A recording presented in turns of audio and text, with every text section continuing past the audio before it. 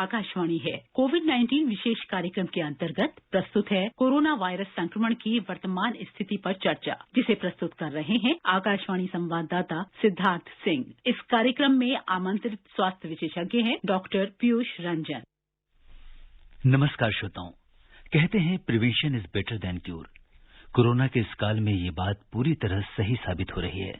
अगर हमें जानकारी है तो हम अपना बचाव इस महामारी से आसानी से कर सकते हैं, लेकिन अगर हम जागरूक नहीं हैं तो एक छोटी सी लापरवाही हमें इस अदृश्य वायरस का शिकार कर सकती है। इसलिए हम आपको जागरूक करने के लिए आकाशवाणी पर कोरोना जागरूकता श्रृंखला का ये विशेष कार्यक्रम लेकर आते हैं। आज के इस एडिशन के साथ मैं हूं सिद्धार्थ सिंह। श्रोताओं, कोरोना को लेकर आपके मन में चल रहे तमाम सवालों का जवाब देने और चर्चा के लिए हमारे आज के इस विशेष फोन इन कार्यक्रम में हमारे साथ हैं अखिल भारतीय आयुर्विज्ञान संस्थान एम्स के डिपार्टमेंट ऑफ मेडिसिन के additional professor doctor Piyush Ranjan. Doctor Piyush, नमस्कार। आज के इस विशेष कार्यक्रम में आपका स्वागत और अभिनंदन करते हैं। नमस्कार सिद्धार्थ जी, आपके माध्यम से देश के तमाम श्रोताओं से जुड़ने का मौका मिला, आपका बहुत बहुत शुक्रिया और सभी श्रोताओं को मेरा नमस्कार। श्रोताओं, आप कोरोना से संबंधित सवाल डॉक्टर पीयूष रंजन से कर सकते हैं। आपको टोल फ्री नंबर 1800-115767 और 011-233-14444 डायल करना होगा। अगर आप सोशल मीडिया पर सवाल पूछना चाहते हैं तो आप ट्विटर हैंडल @AIR न्यूज पर #AskAIR पर अपने सवाल पोस्ट कर सकते हैं। डॉक्टर पीयूष, जैसा कि कार्यक्रम का नाम है कोरोना की वर्तमान स्थिति पर चर्चा, सबसे पहले अगर हम इसकी वर्तमान स्थिति को देखें तो पिछले लगभग 1 महीने से देश में कोरोना के मामलों में खासी कमी दर्ज की गई है। वहीं दूसरी ओर स्वस्थ होने की दर 95% से भी ज्यादा हो गई है। इतनी बड़ी संख्या में लोगों का स्वस्थ होना इस बात का प्रमाण है कि आप जैसे कोरोना वॉरियर्स अस्पतालों में दिन रात मेहनत कर लोगों की जान बचा रहे हैं। जी डॉक्टर पीयूष, आप क्या कहना चाहेंगे? जी, मुझे इस मौके पर साहिर के लिखे हुए गीत की कुछ पंक्तियां याद आती हैं कि एक से एक मिले तो कतरा बन जाता है दरिया, एक से एक मिले तो राई बन जाता है पर्वत, एक से एक मिले तो इंसान बस में कर ले किस्मत। तो ये एक से एक में मिलने की बात है। हम सभी तमाम डॉक्टर, तमाम दूसरे नर्सेस और दूसरे स्वास्थ्य कर्मी के साथ साथ जो एक एक व्यक्ति है, उन सबों ने मेहनत किया है और उन सबों की मेहनत के बाद हम लोग करीब करीब इस जंग को, इस मुश्किल भरी घड़ी को पार करने में कामयाब हुए हैं। और कहते हैं ना कि तुम साथ हो जब अपने तो दुनिया को बता देंगे, हम मौत को जीने के अंदाज सिखा देंगे। क्या बात तो वैसा ही कुछ अभी होता हुआ नजर आ रहा है। जी डॉक्टर पीयूष, मुझे लगता है कि आपकी ये बात सुनने के बाद जो जैसे कहा जाता है ना कि किसी भी सफलता के पीछे उसके पीछे लोगों का हाथ होता है, और इस पूरे जो कोरोना के विरुद्ध अभियान चलाया गया है, न सिर्फ कोरोना वॉरियर्स लेकिन देश का हर एक नागरिक का इसमें योगदान है। पीपल पार्टिसिपेशन बहुत ज्यादा है। जी डॉक्टर पीयूष, कहते हैं कोरोना शरीर के साथ मन पर भी असर करता है। जब हम आइसोलेशन में रहते हैं तो अपने परिजनों से दूर, तो उस समय मन की अवस्था बिल्कुल अलग होती है। आप पहले के और अब के मरीजों में क्या परिवर्तन देखते हैं कोरोना के इस काल में? जी, मैं फिर से ये बात कहूंगा कि जो तन लागे वो तन जाने।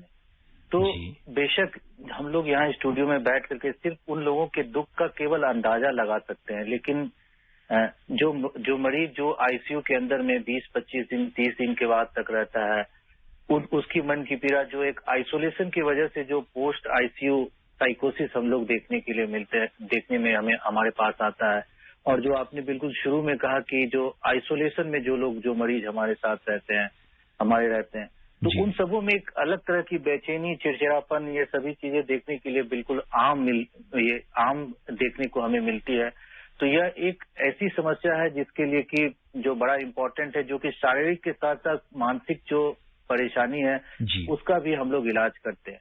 रही बात कि पहले के मरीज और अब के मरीज में, तो वो परिवर्तन जरूर आया है, क्योंकि शुरू के समय में जब बिल्कुल 8-9 महीने पहले जो थी, जब ये बीमारी नया था, इसका इलाज कैसे करें, जो डॉक्टर्स हैं, जो नर्सेस हैं, वो खुद भी थोड़े से तो जरूर सशंकित रहते थे कि कहीं मरीज से यह बीमारी उनको न हो जाए। लेकिन धीरे धीरे लोगों को यह समझ में आने लगी, यह बीमारी उतनी बड़ी नहीं है। यह बीमारी है, छूत की बीमारी है, जिसमें कि अगर हम लोग प्रोटेक्टिव मेजर्स लें तो यह नियंत्रण में आ जाती है।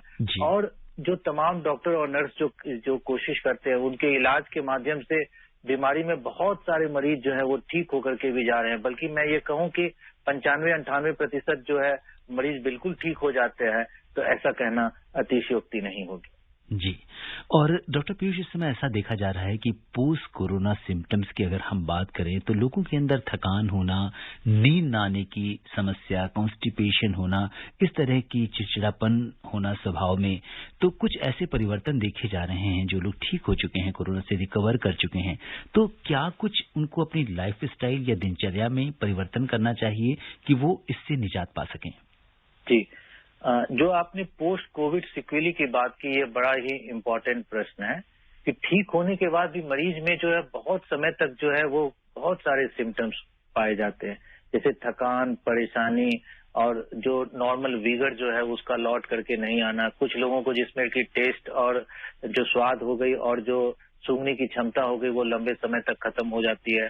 और बहुत सारे लोगों में और जैसे सांस की तकलीफ है, कुछ लोगों को जो रोशनी में, और कुछ लोगों को जो ऑटोनोमिक हाइपर एक्टिविटी, ऐसी सारी चीजें देखने को मिलती है। और इसके लिए जो उचित इलाज है, उसका जो डॉक्टरी सलाह है, उसका ये प्रयोग करते रहना चाहिए। दिनचर्या की बात की जाए तो दिनचर्या के साथ साथ जो हाई अमाउंट में हाइड्रेशन जो लें, एडिक्वेट रेस्ट लें और बैलेंस डाइट लें, इन सभी चीजों को लेने के बाद जो एक तरह से जो सापेक्षिक प्रभाव पड़ता है वो आपको पोस्ट कोविड रिकवरी के बाद जो है नॉर्मेलिटी की तरफ आने में बहुत मदद करता है। जी। और डॉक्टर पीयूष, शरीर से तो कोरोना निकल जाता है, लेकिन मन में जो कोरोना रह जाता है, उस कोरोना को हम कैसे बाहर निकालें? देखिए, इसके लिए सबसे आवश्यक है सही जानकारी का हो। जैसा कि हम लोग रेडियो के माध्यम से और तमाम जो सरकारी चैनल है और दूसरे माध्यम के द्वारा लोगों में प्रचारित करते रहते हैं, और कहीं हद तक प्रचार प्रसार के द्वारा हम लोगों में यह बात बैठाने में कामयाब रहे कि इस बीमारी से घबराना नहीं है, सतर्क रहना है। और लोगों के मन में इसी जज्बा ने, मैंने देखा over the period of time, लोगों की अपनी जो मनोभावना है उसमें परिवर्तन आया, और जिसके द्वारा कि अब लोग उतना ज्यादा नहीं डरते हैं। जी। पहली बात ये। और दूसरा ये कि जो मन में जो ये डर आ जाता है कि अभी भी जो लोग जो टैबोटाइज और स्टिग्मेटाइज जो कर देते हैं, अभी के समय में अब थोड़ा कम हो गया, लेकिन पहले जो लोग घबराते थे, जिनमें माइल्ड सिम्टम होता था, तो आपको 18-19 दिन के लिए बंद कर दिया जाएगा। बगल वाले लोग जो है आपको अजीब सी दृष्टि से देखेंगे, आपके पास पड़ोसी।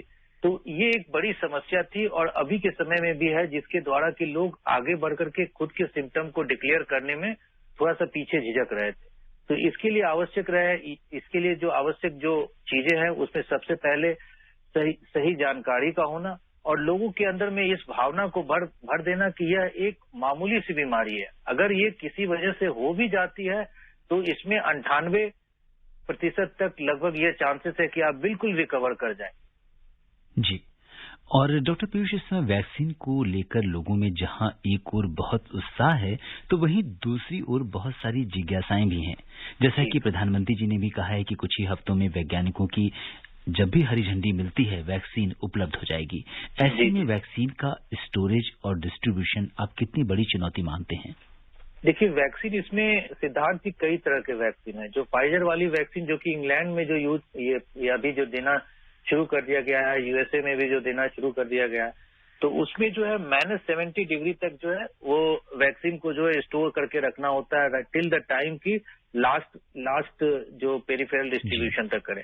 अभी मैं आपको बता दूं कि हमारे जो योजना आयोग के हैं और हमारे एम्स के ही पूर्व प्रोफेसर हैं, प्रोफेसर विनोद पॉल सर, उन सभी लोगों ने मिल करके एक स्ट्रेटेजी बनाई है जिसके थ्रू कि वो सभी जो लास्ट आदमी जो है उस तक वो वैक्सीन पहुंचे। और इसके लिए उन्होंने 28 तरह से लोगों को कैटेगराइज किया है कि जैसे कि प्रमुखता में जो सबसे पहले जो कि फ्रंट लाइन कोरोना वॉरियर्स है, जो हमारे हेल्थ सिस्टम से जुड़े हुए लोग हैं, उनको ये वैक्सीन सबसे पहले दी जाएगी। और उसके बाद जो ज्यादा वर्नेबल एज ग्रुप के लोग हैं, यानी जो एल्डरली हैं, जो इम्यूनो कॉम्प्रोमाइज हैं, इन सभी के लिए जो है वो डाटा जो है वो एकत्रित किया जा रहा है और उसको बिल्कुल ही अच्छे ढंग से जो कि सही चैनल के द्वारा जो है इसको लास्ट आदमी तक पहुंचाया जाए। मैं जहां तक अभी तक जो सरकार की तैयारी है, जहां तक मेरी जानकारी है, इसे बिल्कुल स्मूथली लास्ट आदमी तक पहुंचे, इस बात के लिए कोशिश की जा रही है, क्योंकि बहुत पहले वैक्सीन आने के अभी 4-5 महीने पहले ही इस बारे में विचार मंथन होना शुरू हो गया था कि इसका डिस्ट्रीब्यूशन जो है वो बहुत ही बड़ी चुनौती होगी, और इस चुनौती के लिए जो है काफी कोशिश की जा रही है। और डॉक्टर पीयूष, जब भी हम कोई वैक्सीनेशन कराते हैं तो आमतौर पर इन जनरल हमें किस तरह की सावधानी रखनी चाहिए? देखिए, इसमें ना 2-3 बातें हैं सिद्धार्थ जी। सबसे पहले ये कि किसी भी वैक्सीन का जो वो प्रोटेक्टिव वैल्यू जो है वो कब आना शुरू होता है। जैसे कोविड के लिए जो 2 वैक्सीन है उसमें जो है वो एक वैक्सीन, उसके बाद दूसरी वैक्सीन 1 महीने के बाद, और दूसरी वैक्सीन के 14 दिन के बाद जो है वो आपकी प्रोटेक्टिव इम्यूनिटी वो आनी शुरू होती है। तो ऐसा बिल्कुल नहीं सोचना, आम आदमी सोचता है कि एक बार आपने वैक्सीन ले लिया, अभी ले लिया तो अभी के बाद आप लेने के साथ ही आप प्रोटेक्टिव और आप इम्यून हो गए। ऐसा बिल्कुल भी नहीं है।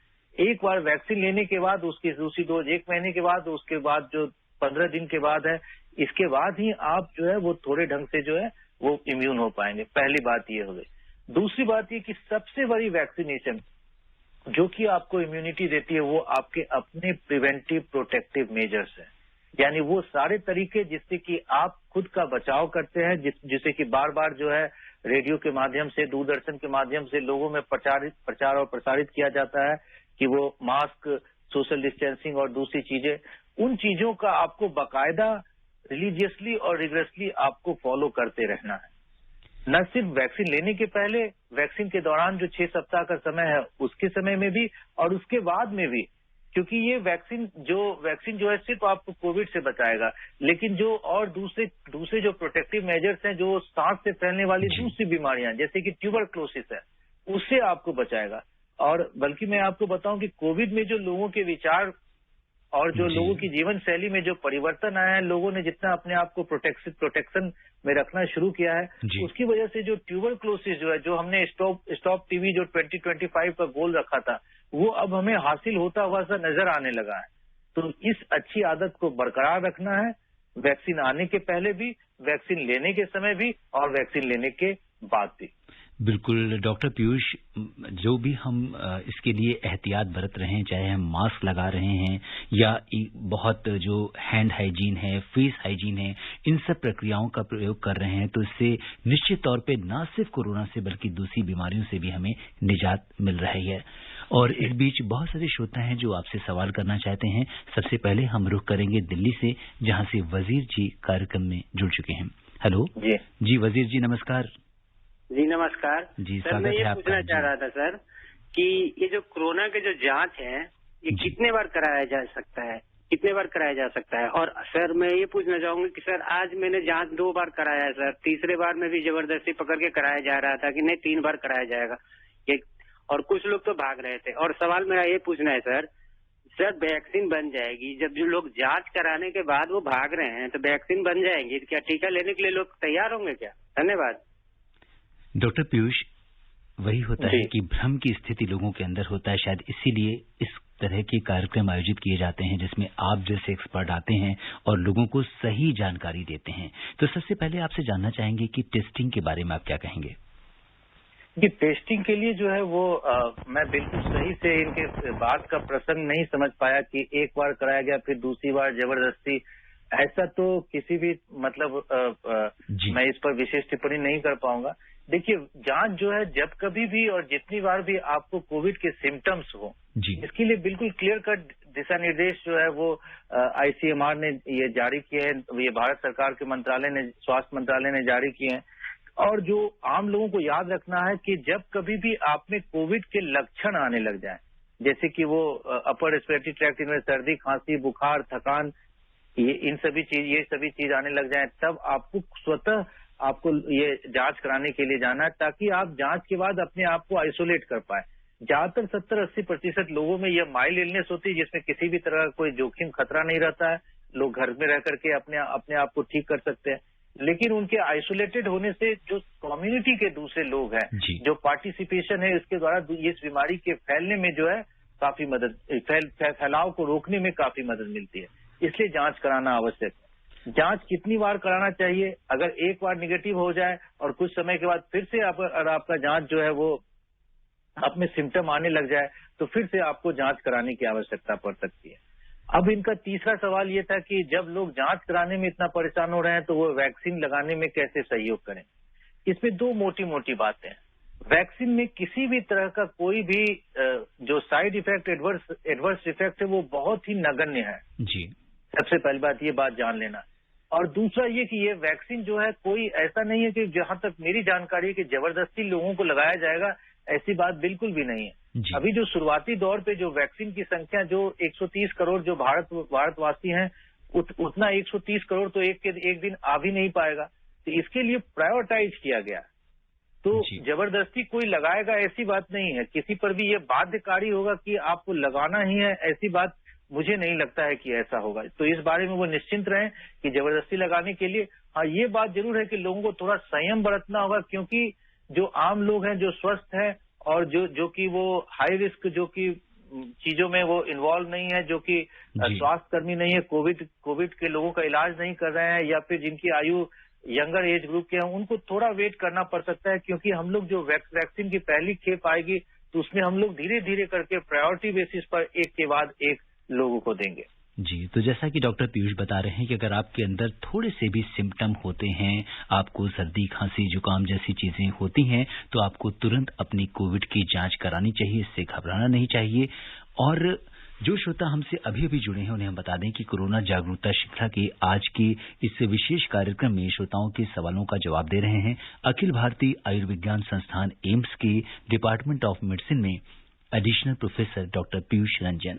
और अब हम रुक करते हैं उत्तर प्रदेश में बड़ौद का, जहां से महेश शर्मा जी कार्यक्रम में जुड़ गए हैं। महेश जी नमस्कार। नमस्कार जी, अपना सवाल पूछिए।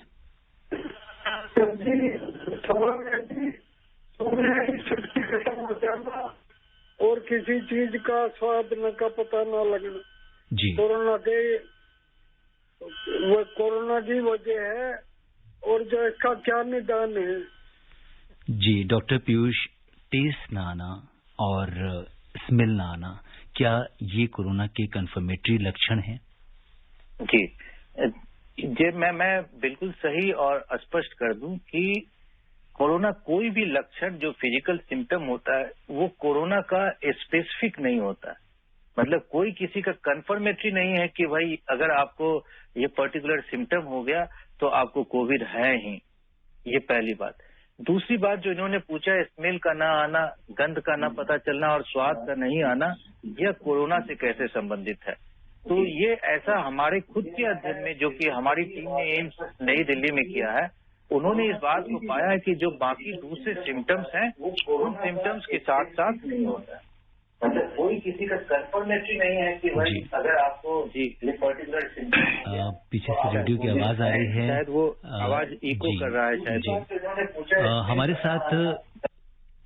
हमारे साथ एक कॉलर हैं अश्विनी कुमार जी मुजफ्फरपुर से। शायद आपका अश्विनी जी, हेलो। जी अश्विनी जी नमस्कार। आपके पीछे रेडियो चल रहा है जी, उसकी आवाज आप धीमी कर दीजिए या आप उसे बंद कर दीजिए भी। जी जी अश्विनी जी, कार्यक्रम में आपका स्वागत है, अपना सवाल पूछिए।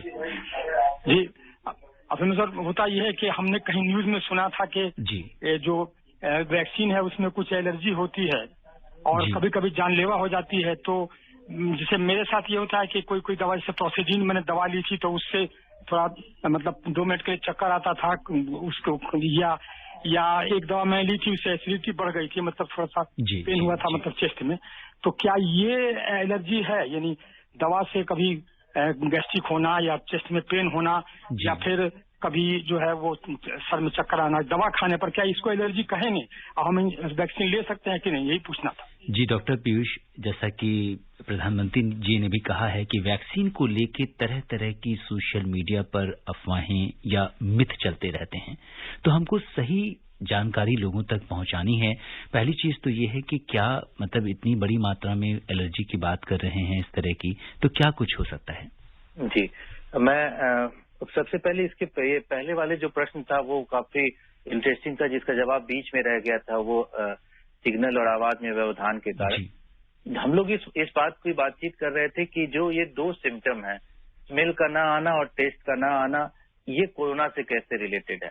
तो हमारे खुद के एम्स के अध्ययन जो कि हमारी टीम ने ये किया था, या रिसर्च किया था, इसके बाद ये पता चला था कि कुछ सिम्टम्स स्पेसिफिकली जो गंध का ना आना, टेस्ट का ना आना, यह 18 गुना ज्यादा रिस्क फैक्टर है इस बात के लिए कि आपको कोविड-19 हो रखा है।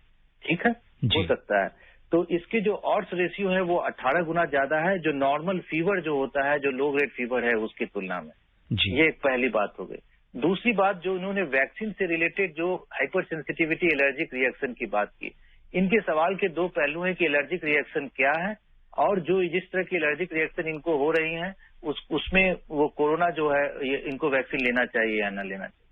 देखिए, किसी भी दवाई को लेने के बाद जो साइड इफेक्ट जो होते हैं आमतौर पर, जैसे कि हल्का चक्कर आना या फिर कभी कभी जो है शरीर का खुजलाना या गैस्ट्राइटिस हो गया या थोड़ा सा जो है आपको वो नौजिया वॉमिटिंग जो हो गया, वो बहुत ही आम बात है।